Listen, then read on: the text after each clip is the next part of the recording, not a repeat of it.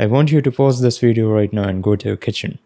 Fill up a glass of water, come back to your room, have a sip, and observe the why behind that action. And of course, stay hydrated as you watch this episode because this is going to be cognitively heavy.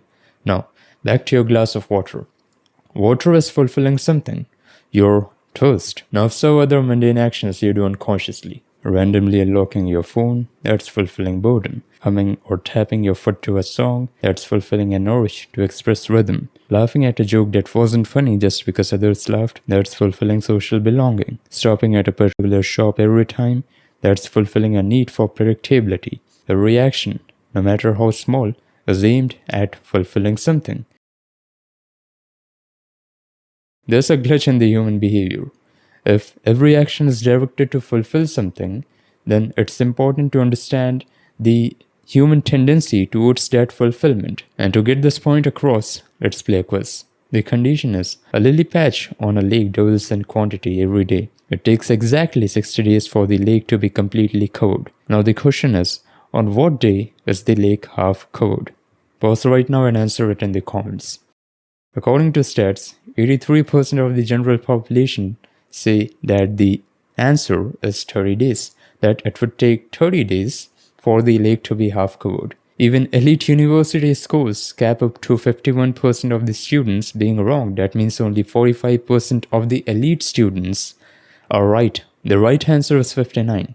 Because if the patch doubles in quantity every single day, then just one day before the patch is full, the patch will be exactly half. This cognitive test proves that the human brain defaults to the quickest thought when there's no friction slowing it down, or simply the human brain chooses speed or accuracy. Even Daniel Kahneman explains this in his book, Thinking Fast and Slow. And that's not just true for math, that's true for behavior. You don't think like, I should sleep early instead of scrolling. No. Guilt comes later. You end up on the screen till 1 a.m. because the phone was already in your hand and you just went in the flow. That's the same mathematical glitch just running in real life. With no whistle, human actions default to the path of least resistance. And there's always this abstract void inside of us.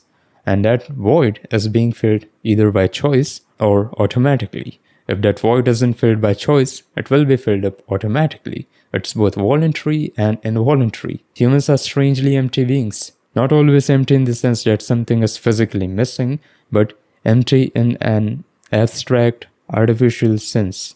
When we take birth, we are equipped with nothing more than biological impulses, genetic code, and survival reflexes. We are born with no religion, beliefs, value system, philosophy, language, or desires about survival. The human default flats out to survival. The void is dug up by the culture and upbringing. Study this, own this much, buy a nice car, buy a luxurious house. I'm not attacking those, I'm just getting to the roots. We make goals to fulfill these voids. I want to make $10,000 a month. I want to buy a BMW. I want to live in a home like this. But these fill-ups need effort. Mostly years of effort. Discipline, consistency.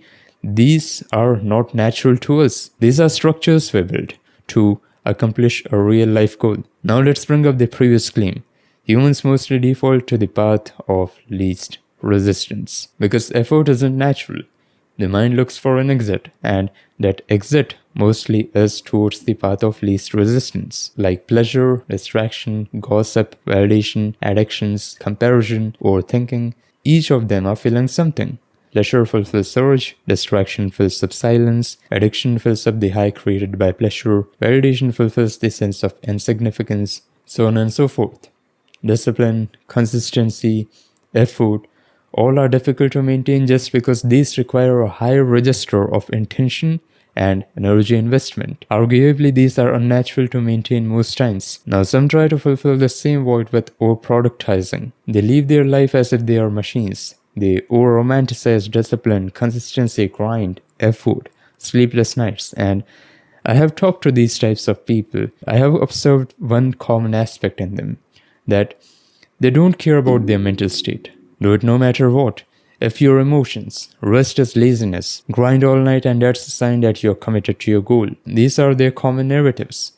I'm not here to criticize anyone's perspective or conduct of life, but I'm just laying down the method from which this void is being filled. At first, we talked about ease-based void fillers, like distractions, pleasure, validation, etc. Then we talked about over-productizing, that's effort-based void filler. Now zoom out for a while.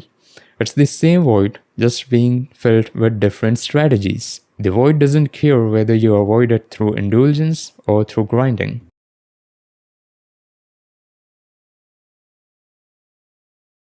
Every action is mostly filling up desires. Now, what are desires? Desire is the state of feeling incomplete by any means. Why do you desire food? Because your stomach gets empty and now you need food for energy, right? Somewhat the same logic carries forward to other desires. Let's say you have a desire to build a good physique. Now, my question to you is, did you had that desire before you knew how a physique looks like? Most probably no. You weren't doing push-ups after you took birth, right? So, exposure created this sense of emptiness inside you that you need to build a good body, and you pursue that goal. Now, desire for food and desire for a good body are ultimately desires, but we cannot just put them into a single box. If we observe desires, there are three major categorizations. The first is biological, like hunger, thirst, sleep, survival, reproduction. The second is psychological, approval, agency, status, success, recognition, etc. The third is existential, meaning, purpose, understanding, love, etc. These are the three academic rigid blocks that we are trying to get into. They can influence each other. Love, for example, can be seen biologically, psychologically, and existentially, but categorization is simply a way to clearly grasp it instead of just labeling everything as desires. Now comes the interesting part. Most people misfill their words. This might be the first time you're hearing something like this. Let me explain. Someone can have an existential void but reach for biological or psychological fulfillments, like a void of love being filled by seeking attention, like a void of meaning being filled by quick pleasures, like a void of connection being filled by parasocial relationships. It's not a moral failure, it's misfill. The misfill doesn't work, which is why it produces that heaviness/confusion/disgusting feeling instead of relief. No, misfill isn't some abstract concept that I'm throwing at you from a philosophy book or from a psychology content or article. Observe all the misfills, like seeking validation to feel seen, like running for quick ecstatic pleasures, like over-productizing or anything. That misfill just drops down to not being able to consciously direct your fill-ups. It's actually at the base intolerance of the internal void. It's avoidance. And the quickest way to avoid is to turn towards the easier fill-ups. And between all this, you lose authority/agency that we say over yourself. Kind of like saying to your mind that, hey yo, I think I have become incapable to direct my own life, my own ship. Take the steering please. It's avoidance that seeks fill-up as pleasure from any source that turns into dependence, addiction, and eventually more avoidance. If you're not aware of this, this continues until the day you find your life weirdly dull. Nothing feels colorful. Not relationships, not family, not work, not goals. That's not called loss of meaning, that's called loss of will to live. Not in the societal sense, but it's a mental lostness. Now, turning towards the misfill can be defined as an incompatible filler. Kind of like two people trying to fit in a relationship where they aren't even compatible. They will feel the loss of connection. In the same way, misfill is also an incompatible filler, filling existential desires with biological or psychological ones. But when I sat with this more, I realized that the reason this misfill is so convincing is the very unawareness of the misfill, or simply, the misfill feels convincing in the moment. Misfill is just repeated convincing behavior to the self. Okay, Rahul, I get the misfill, I get that every human action is ultimately fulfilling something, but even if you say that misfill can be cancelled out by intentional actions, like most people say, then what if a person chooses to misfill intentionally? What if a person knows that he or she is misfilling but still intentionally choosing that? Does that justify the misfill? And honestly, that's a genuinely sharp observation. If you were able to catch that before I said, I appreciate. In fact, if you have more observations like this, just drop down in the comments or in the community tab mentioning this episode. Now, back to the question. Does intentionally misfilling justify it? Let me push back with a question to you.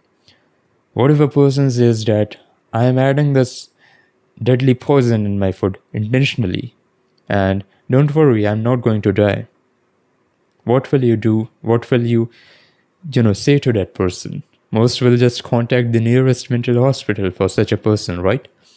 The point is, it doesn't matter if the poison is consumed intentionally or unintentionally. The person consuming it will die because poison doesn't care about anyone's intention. In the same way, someone, for example, overindulges in pleasure. Now, it doesn't matter much if it's intentional or not, if it's chosen or not. Its effect on the individual is relatively the same. And if the misfill is intentional, that's not a misfill anymore. It becomes a choice. And you just renaming a misfill as a choice doesn't change what it does to you. Everything has its own nature. The nature of pleasure is fleeting joy. The nature of food, healthy food, is nourishment. The nature of algorithm is to keep you hooked. So, everything acts as per its own nature. You can't expect a pig to run like a horse. Horse is horse, pig is pig. You can't blame them for their nature, for their existence in a certain way. Sometimes your intentions do not matter. The very thing that you need to observe is the nature of the thing itself. Now a philosophical question arises. If every action is directed to fulfill something, what are we trying to run away from and what are we running towards? Because it's clear that we are not doing any action to just stay stagnant. Let's open up with the first part. What are we trying to run away from? Just a few minutes ago, you picked up your phone or laptop randomly. Now, you probably didn't plan that you're going to watch this video. I'd want you to go back to that moment when you felt the urge to pick up your phone or open your laptop. How did you feel? You probably felt restless. You felt an urge, we can say. And so you lit up your laptop, watched a few random videos here and there before you're watching this. Now, why did you open your laptop or your phone? Observe it, and you'll find that you were trying to bypass the feeling of restlessness, of boredom. That's the answer. Humans mostly avoid a feeling that they don't want to feel. You probably didn't pick up your phone with a curiosity in your mind like, okay, let's watch Rahul's perspective on human actions. No. You just picked up your phone because you didn't quite like the feeling you were feeling. The same with pain. Why do humans or any creature avoid pain? Because whether it's emotional or physical, pain is simply a feeling that we don't want to feel. Now that we have understood what we are running away from, it's important to understand what we are running towards. And I'm telling you, it's dead simple. If we avoid experiences we don't want to feel, then we run towards experiences that help us escape from what we don't want to feel. If you didn't get this, listen to that again. Scrolling helps escape boredom. Addictions help escape restlessness. Or productizing helps escape shame. Parasocial attachment helps escape loneliness. And so on. Even seemingly good actions are meant or directed to avoid a feeling we don't want to feel, like working towards the goal so we are affluent in the upcoming future, like exercising or eating healthy so we end up staying healthy for longer. Even good actions are avoidance. And from the way I'm portraying this, it may seem like I'm villainizing those or I'm trying to put a negative label on those. But not every avoidance is just negative. Not every avoidance is just bad. I feel like there are some words that get this badge on top of them like this is wrong. And avoidance is just one of those words. Don't villainize the word avoidance, just say it neutrally. Humans escape from what they don't want to feel and fill themselves with what helps them escape from what they don't want to feel. Human behavior is incredibly complex, and if I just sat down to summarize everything, it would probably take 3 to 4 hours or more. That's the minimum. And also, I don't feel that I have that authority to summarize it right now. But I just tried my best to summarize or consolidate the essence of human behavior in the previous section. Now let's bring up the previous claim about intention. I previously said that sometimes your intentions do not matter. What matters is the nature of the thing itself. I'm very aware of the arguability index, if that is a word, of this claim. A lot will bump into me with, oh, you're disregarding intentions. So you're saying that intentions do not matter. No, I'm not saying that intentions do not matter or they are just cosmetics. That's why I precisely added the word sometimes. Your intention isn't the only dimension to any action, but it still matters. Intentional actions are relatively superior to random actions or random fillers, considering the motives are not leaning towards harm or manipulation by any means. It's kind of like getting off from your couch and kicking the door of the ship's captain cabin like this and saying to your mind that, hey yo, I'm back. Intentionality is self-authority. The less you are manipulated by impulse, the more authority you gain over yourself. If you are living in ignorance, your actions are filling up a void. If you are living with intention, your action is still filling up a void. The only change is that with intention, you bypass most of the misfill. The unfair advantage is to be able to point out where the void exists and what exactly will fill it. That's a real skill, and that's something I've seen literally no one talking about. Which is crazy because it's too obvious. We eat food because we feel hunger. Hunger is the void being made inside of us. Now, we can't bypass this void of hunger by scrolling for a while, right? Then why do we try to brush off the feeling of emptiness with scrolling, with over-productizing, of needing love and connection with validation-seeking behavior? Well, logical, right? The void stays untouched, unaffected. Validation cannot cancel out the need for love. Scrolling cannot cancel out the feeling of emptiness you feel every single day. Pleasure may comfort you for a while, but it cannot cancel out your responsibilities. Parasocial attachments cannot cancel out your need for real, genuine connection, for genuine human bonding, right? These are just temporary band-aids you apply to a wound that needs dressing. And the more you try to hide the injury by putting in bandages and bandages and bandages, it becomes worse over time. The only way to cure an injury is to cure it. In the same way, the only way to fulfill a void is by correctly filling it. Now, it doesn't mean, oh, I'm feeling an urge for pleasure, let's just take it. Because many may misinterpret this as, okay, pleasure is being built as a void inside of me, let's just fill up this void. But feeling an urge doesn't mean that if you fulfill it, you're fulfilling a right void. I'm not participating in the hedonistic approach to life. I'm saying to dig up to the roots. If you're returning to pleasure again and again and again, then why are you returning to that? Is that to fill up your sense of emptiness? Then why are you feeling empty? Are you secretly craving validation and not getting it? Now, why are you craving validation? Is that because you want to feel important, or is that because you don't value yourself by your internal metric of judgment? Is that because you secretly feel that you are not valued by others, by anyone? Take more and more and more and more. That's how you actually fulfill the right void.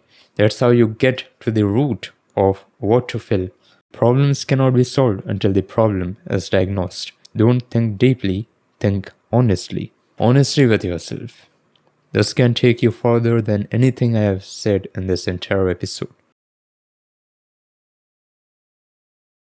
I'd leave you with just one message. Don't live your life as a lost kid. And I'm very aware that the phrasing lost kid may offend you. But if you are living with no intent, no discipline, no principles, no chosen values, you're actually that lost kid, just grown up in size. And when I say discipline, I don't mean it in the sense of grind culture.